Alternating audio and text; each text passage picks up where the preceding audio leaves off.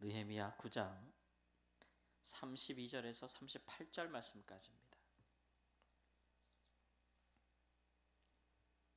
느헤미야 9장 32절에서 마지막 38절 말씀까지. 32절 말씀.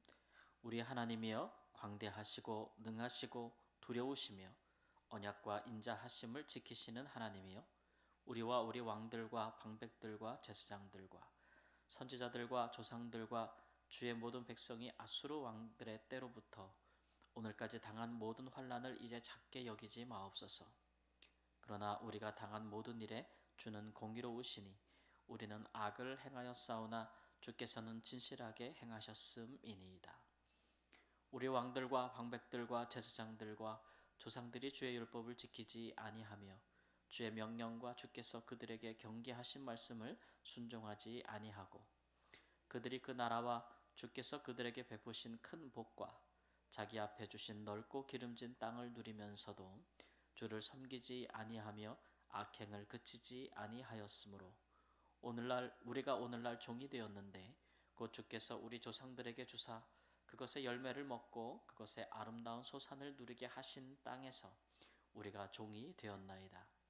우리의 죄로 말미암아 주께서 우리 위에 세우신 이방 왕들이 이 땅에 많은 소산을 얻고 그들이 우리의 몸과 가축을 임으로 관할하오니 우리의 곤란이 심하오며, 우리가 이 모든 일로 말미암아 이제 견고한 언약을 세워 기록하고 우리의 방백들과 레위 사람들과 제사장들이 다 임봉하나이다 하였느니라. 아멘. 드디어 언약식이 거행되었습니다. 그러니까 언약이 다시 이제 갱신된 것이라고 할 수가 있겠죠. 이스라엘 백성들이 이같이 중요한 그 역사의 분기점마다 하나님과 언약을 맺었습니다. 언약식을 한 것이죠.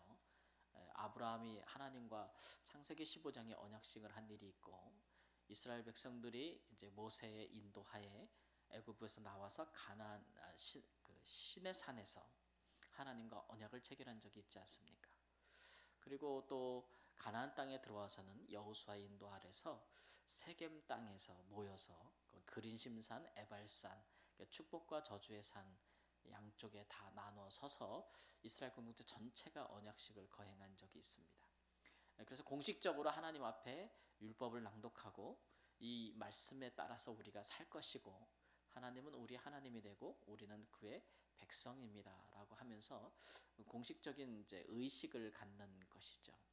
이런 것들은 중요합니다. 우리의 신앙이라는 것이 우리의 개인적인 사적인 영역에만 머무는 것이 아니다라는 것을 의미하는 것이고, 또 아주 개인적인 차원에서만 우리의 신앙을 논할 것이 아니라 우리의 신앙은 공동체적인 것이며 또 역사적인 것이다 라는 것, 그리고 시간을 초월해서 어느 한 세대만 있다가 사라지는 것이 아니고 세대와 시간을 거듭할수록 우리의 신앙은 하나님의 영원하신 말씀에 기반하여 이어지는 것이다 라는 것을 고백하는 것이죠. 이스라엘 백성들이 포로된 상태에서 돌아와 가지고 이 언약식을 맺기까지가 참 오래 걸린 것 같아요. 벌써 1차 귀환이 끝나고 2차, 3차 거의 100년 정도의 시간이 걸렸다고 볼 수 있는데, 그렇게 100년이 정도 지난 이후에야 이 공동체가 그렇게 하나님 앞에 언약의 갱신을 공식적으로 하고 있는 것을 볼 수가 있어요. 그래서 9장 전체가 하나의 그 언약식의 내용 중에서 이제 그 내용을 쭉 기록한 내용 중에 하나가 이제 기도문이 들어가 있는 겁니다. 그 내용을 요약하게 되면은 하나님께서 베푸시는 은혜와 약속이 이와 같은데 우리와 우리 조상들이 이같이 범죄하였고, 그러나 하나님은 은혜와 사랑으로 우리를 끊임없이 인자하심으로 우리를 돌보셨으나 우리가 거듭하여 주께 불순종함으로 결국은 율법대로 우리에게 주신 말씀대로 우리가 이방의 종이 되었고 포로가 되었는데, 하나님께서 우리를 버리지 아니하심으로 우리가 이같이 다시 돌아왔나이다. 그러나 중요한 것은 돌아왔지만 아직도 이방의 종입니다 이런 얘기예요. 그렇잖아요. 변한 게 무엇이 있습니까? 1차, 2차, 3차 귀환이 이루어지고 나서 약 한 세기 동안 변한 것이 있다면 모든 이스라엘 백성이 돌아온 것은 아니고, 1차 때 보면은 이제 레위인과 제사장들 중심으로 돌아와서 성전을 재건하기 위해서 돌아왔잖아요. 그렇죠? 그다음에 두 번째는 에스라 학사 겸 선지자 에스라가 제사장 에스라가 돌아와서 성전의 기능을 회복하고 이스라엘 백성들에게 율법을 이제 가르치는 일들을 했잖아요. 근데 3차로 느헤미야가 총독으로 귀환을 하면서 와가지고 한 일이 이제 예루살렘 성벽을 재건하는 일이었어요. 예. 그런데 성전을 다시 세우고 또 이스라엘 성벽을 다시 재건하고 성전에서 제사를 다시 드린다 할지라도 더 중요한 것은 이스라엘 백성들이 자기의 삶 가운데서 하나님의 백성들답게 하나님의 말씀을 따라 살아가는 것, 그게 삶이 중요한 거예요. 삶이 하나님의 백성들이 구별되지 않는데 아무리 뭐 제사를 드린들, 아무리 성전을 지은들, 아무리 삶이 편안해진들, 안전해진들, 그것이 과거에 있었던 고통스러운 역사의 반복일 수밖에 없다는 사실을 보여주고 있는 거죠. 그래서 언약 갱신이 필요한 거예요. 성전이 있으면 좋고, 성전에서 예배를 많이 제사를 드리면 좋고, 또 예루살렘 성벽이 중건됨과 같이 우리의 삶이 안전해지고 또 우리의 삶이 그렇게 보장되어지면 좋은 일이지만, 그러나 우리가 하나님의 말씀대로 살지 않는다면 과거에 우리 조상들이 지었던 죄악을 우리도 다시 지을 것이고 우리가 같은 상태에 빠진다는 것이죠. 지금 이스라엘 백성들이 언약을 갱신한 이유 중에 하나도 그들이 돌아와서 성전도 짓고 성벽도 건축하고 막 하지만 변한 거는 궁극적으로 역시 그래도 돌아오기는 했지만 성전도 있지만 그러나 지금 여기를 누가 다스리고 있는 거예요. 정치적으로 보면 이스라엘 중에 옛적처럼 왕이 있어서 다윗과 같은 왕이 다스리고 있는 게 아니잖아요. 여전히 이방의 왕, 페르시아의 왕의 식민지예요. 뿐만 아니라 오늘 말씀처럼 그 막대한 세금을 내야 되고 그들의 소유와 가축도 다 누구 거예요? 페르시아 왕 거예요. 그들의 땅도 누구 거예요? 페르시아 왕 거예요.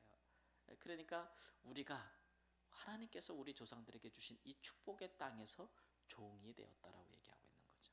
그러니까 슬픈 현실을 탄식하고 있는 것입니다.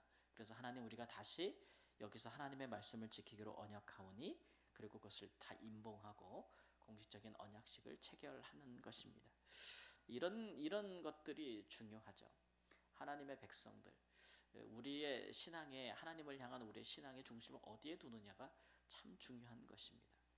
오늘날도 많은 사람들이 신앙의 중심을 성전에 두는 분들이 많아요. 그래서 이렇게 그 뭐랄까요, 교회가 성전을 크게 짓고 또 화려하게 짓고 그렇게 짓고 그것 지면은 우리의 삶과 신앙의 문제가 다 해결되고 영구의 복을 누릴 것이라고 생각하는데 그렇지 않지 않습니까?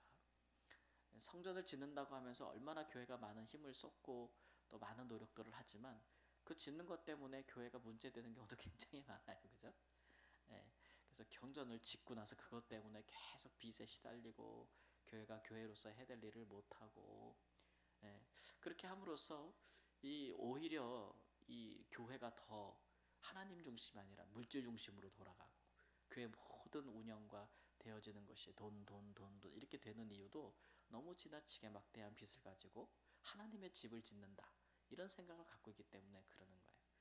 그런데 구약에서도 그렇지만 신약에서는 더하고 하나님의 집이 필요 없지 않습니까?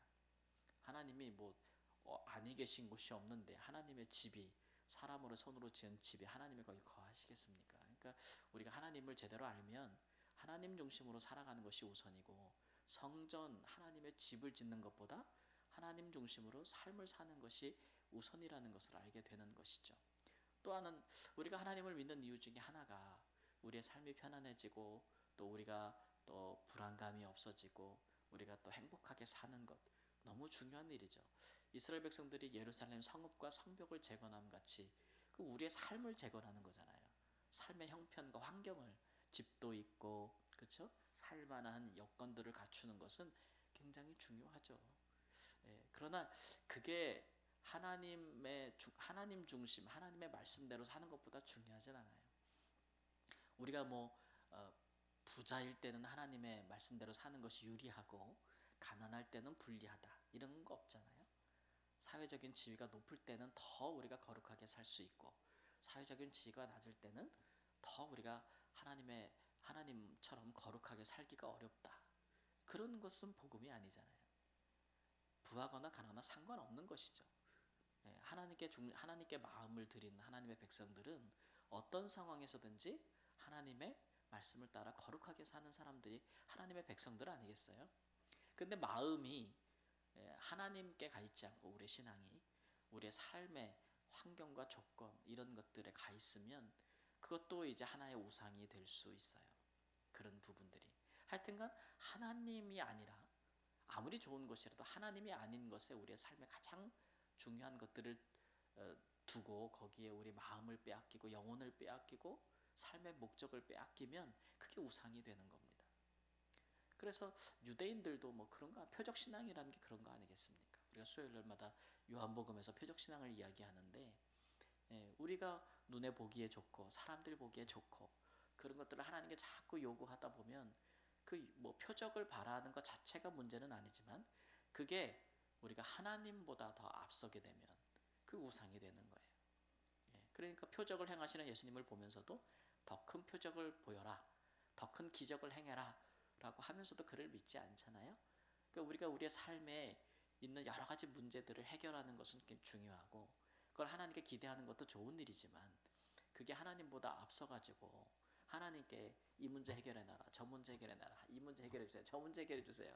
막 그렇게 기도는 막 하고 간구도 많이 하고 열심놀도 하고 봉사도 하고 막 예배도 하고 막 하는데 중요한 것은 정작 내 삶에 하나님의 사람 구원받은 사람다운 합당한 삶을 살지 않으면 그거 우상이 되는 거거든요. 그런 것조차도. 그런 것들을 우리에게 보여주고 있는 것이죠. 성전도 되고 집도 세워지고 성읍도 세워졌을지라도 그들이 하나님의 말씀을 따라 살지 않는 이상 하나님의 백성으로 일컬음받기 어렵다라는 것들을 오늘 보여주고 있는 것입니다. 이렇게 인생의 중요한 분기점에 우리도 하나님 앞에 이렇게 하나님 앞에 또 우리가 다짐할 필요가 있죠. 공식적으로 혼자 하는 것이 아니고 더불어 함께 교회로 가정으로 하나님 우리가 하나님만 경외하고 섬기겠습니다. 하나님의 말씀대로 살겠습니다. 이 공동체적인 결의가 참 중요하다. 그러니까 오늘날 우리는 교회적으로는 언제 하냐면은 성찬식을 하는 거예요. 우리가 새 언약은 예수님이 주셨으니까 예수님 안에서 우리가 하나님의 예수님 안에서 예수님의 말씀을 따라 살겠다고 우리가 늘 우리의 언약을 기억하고 갱신하는 것은 성찬 때 의식적으로 하는 거예요. 교회로는 그렇죠. 그러나 이제 우리가 가정으로는 또는 우리가 직장에서든지 간에 뭔가 이렇게 우리의 가족들과 또는 뜻을 같이 하는 하나님의 부르심을 받은 사람들과 함께 우리가 하나님의 뜻을 행하겠습니다. 이것보다 더 중요한 것은 없습니다라고 뭔가 좀 공식적으로 결의하고 결단하는 그런 복된 의식들을 한번 생각해보고 정기적으로 그런 것들을 떠올리고 하는 것도 참 우리에게 성례적으로 은혜가 된다라는 사실들을 기억하시고 그것을 행할 수 있는 지혜가 있기를 우리 주 예수님의 이름으로 축원합니다. 아멘. 언제나 변함없으신 하나님께서 무한한 자비와 인자하심으로 항상 우리를 이끌어 가시고 우리 주 예수 그리스도께서 하나님 자신을 내어주사 우리로 하나님의 자녀가 되게 하시고 영원한 생명을 얻게 하신 일이 하나님 우리 안에 있사오니 다만 하나님 우리가 변심하지 않고 또 우리가 하나님 앞에서 우리 자신을 드려 하나님이 받으실 만한 삶의 예배를 드리는 하나님 그런 하나님의 사람으로 살기를 원합니다. 이 일에 우리와 또 우리와 더불어 함께하는 모든 이들과 더불어서 늘 이스라엘 백성들이 언약을 갱신함과 같이 우리 자신을 주 앞에 다시 헌신하는 아름다운 역사들이 일어나기를 원하오니 가정에서 교회에서 우리의 직장과 사회에서 하나님의 사람으로 살 수 있도록 주여 도우시고 함께 할 수 있는 자들을 또 함께 세워주사 우리가 더불어 주의 뜻을 이루어가는 하나님의 사람으로 살게 하여 주옵소서. 존귀하신 예수님의 이름으로 기도합니다. 아멘.